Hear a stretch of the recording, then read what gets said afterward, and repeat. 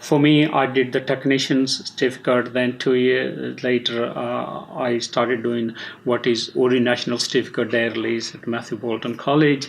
And then at that time, I was playing a bit of hockey and got to know some friends. And one of my friends, Sergit Sehota, I still remember he used the phrase, "You're a clever sod, you should go to university. I'm going to university and you should go." And I said, "No, I'm not that clever." He said, "No, you're clever enough." So we sat down, filled in the forms for a university application.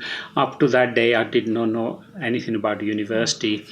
So I applied and I went to British Telecom and said I would like to go to university when I finished my ONC. And you had to do really well in that. And I still remember the training manager he said, "Look, son, ambition is fine. I have hundreds of apprentices coming through the system and very few of them go to university. You're not one of those. You will never make it to university. You just will not get the ONC grades," which was 70 to 75% average mark you had to obtain. His name was Mr. Taylor. I still remember him saying that. And I said, "Well, what happens if I get a place at a university? Would British Telecom sponsor me?" And he said, "We will have to think about it, but it's not, I suppose, I'm sure I didn't understand the word. It's a hypothetical question you're asking because you're never going to make it." And when I did get my ONC I like to think I got the best marks in West Midlands for the ONC that year. So I went to him and I said, here's the results. I'm going to Surrey University to study electronics. Can I now ask British Telecom to sponsor me? And he had no get out clause. I said, "By the way, I know you're sponsoring one of the boys who's going to Aston University, a white guy."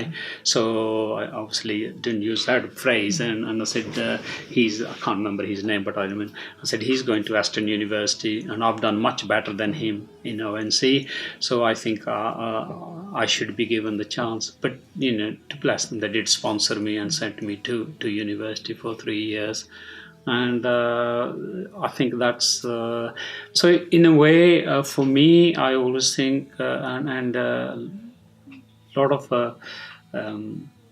Siani people say that it's the company you keep, and for me that had a big impact.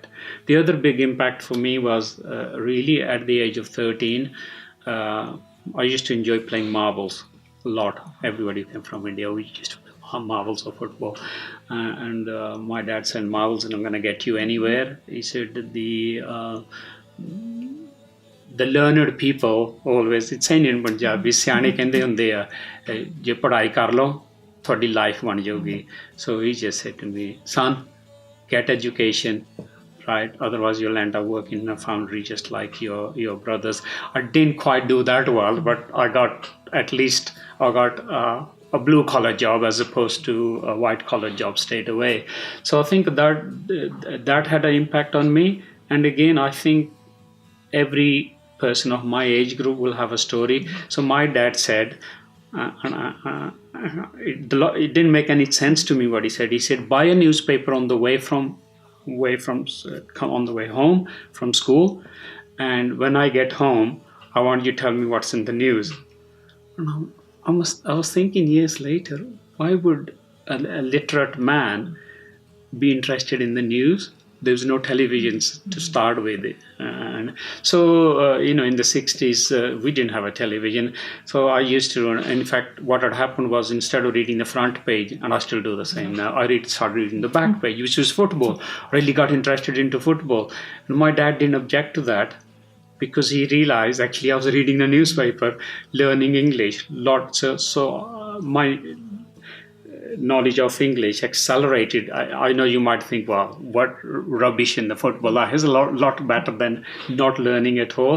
So, but then I started moving to the front pages. But my dad insisted every night that I tell him something in the news. And I used to think, oh God, it was a chore. Now I almost, 50 years later reflect, what an inspiration. How did he force me to learn English? And yet he was, as I say, uneducated, illiterate man. But somehow he saw that. I still don't know why. But as I say, I got into reading newspapers, learning, and a lot of my English. Then, obviously, then the television. With the television, I used to go to people up the road to go to a certain program. Man from Uncle was one of them. And then my brother said to Dad, he goes to watch TV at the neighbors. I think we should get a television. So we got ourselves a black and white TV. Again, I think we started learning English while watching any TV programs. So it all helped in that sense.